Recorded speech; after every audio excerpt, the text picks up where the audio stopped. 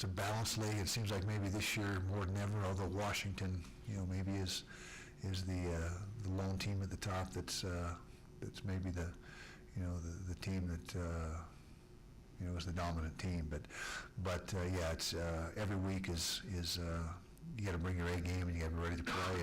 And as you mentioned, it comes down to a play or two. And sometimes we're on the right side of that, sometimes not. Obviously, that's I don't know anyone that's always be on the right side of that. But it just speaks to the league's balance. I don't know what else to say other than it's you get 9 conference games, and every week is a big challenge. Pac-12 Panic Room plus BYU plus USU plus Weber, JP Chunga, Mitch Harper, and we get to see who is the best quarterback in the state this week. Starting tonight, Friday, USU against BYU. Oh, it's going to be a great game, JP. Looking forward to it. I mean, the quarterback battle, I think it's a clear edge. I mean, I don't even think it's a debate, honestly, JP. I think that it's clearly in favor of Jordan Love at Utah State.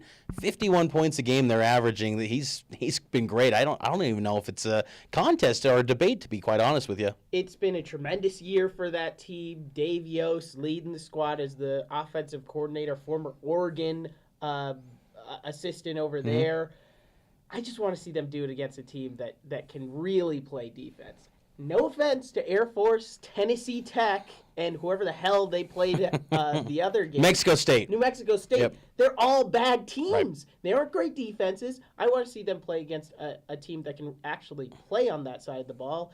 And BYU, if they're going to have success today, it's got to be with that pass rush. Where's it been? Yeah, it's a great question. I mean, it's been non-existent. Last week against Washington, they literally ran probably about 2 or 3 defensive plays. Obviously, different looks in them, but really, they were checked out. I mean, that was a bad, poorly called game. It didn't help matters that Zane Anderson was out because he's that guy that drops back in coverage, whereas Sione Takitaki, he then had to drop back into coverage. He couldn't be that pass rusher that they expect him to be. But still, I think that it was a vanilla effort from BYU against Washington.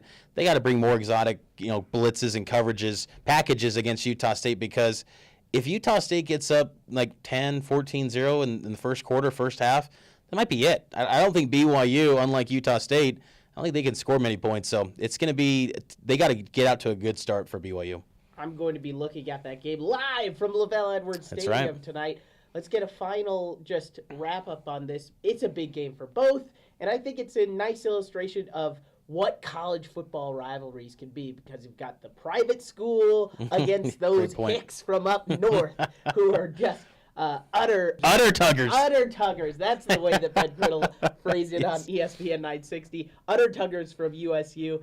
That's the beauty of college football rivalries, and they can settle it on the field. It is. It's going to be a fun matchup. It's really evolved. I mean, over the last 3 decades, it's been non-existent as far as rivalry. But I think now you can kind of classify it as that. I still kind of feel like rivalry to me means seeing the BYU-Utah rivalry up close like we do. We see bantering every single day, 365 on social media in that little echo chamber, but also just crossing paths in jobs and life.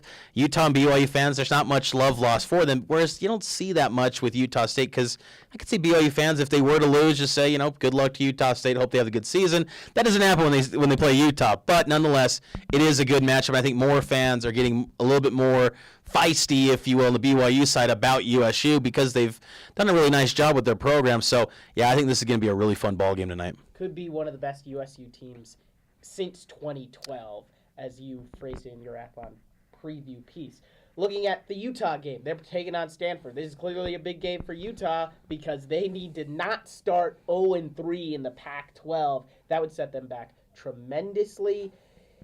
Huge game on their side, but for Stanford and Bryce Love, this game is just a regular run-of-the-mill conference game where they just need to take care of business. Yeah, Kyle Whittingham even said with Bill Riley earlier this week on the Coaches Show that if they get to 0-3, there's really not much of a path to get the Pac-12 South title. So it's do or die already for Utah in Week 3 of Pac-12 action for them. So huge game on the farm, and finally learned why it's actually called that.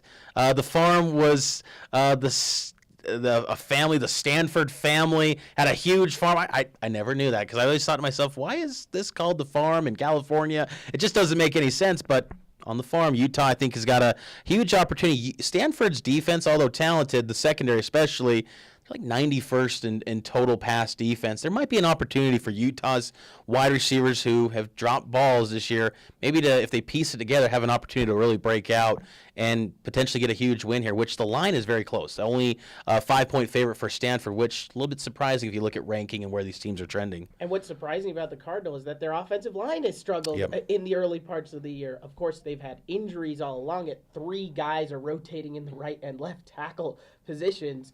But things need to get sorted out there because they got exposed against Notre Dame. I told you about this last week here in the Panic Room. As a Notre Dame homer, I was right. But continuing on to Stanford, the gentlemanly men of Stanford University. Nerd Nation. Nerd Nation, a tree as their mascot.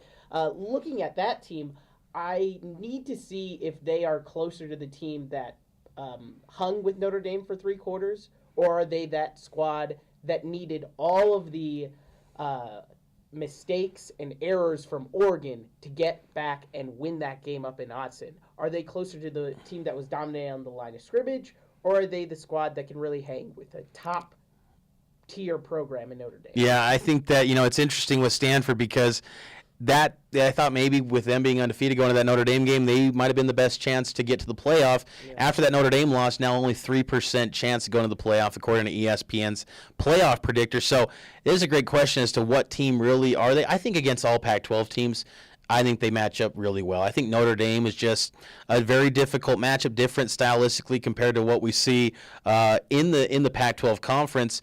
So I just think that against teams that they're very against the Pac-12 teams, I think they match up really well. And I think this is a very difficult matchup for Utah. Even Utah's defense at times is just not looked to the level of what they've been in the past in this conference.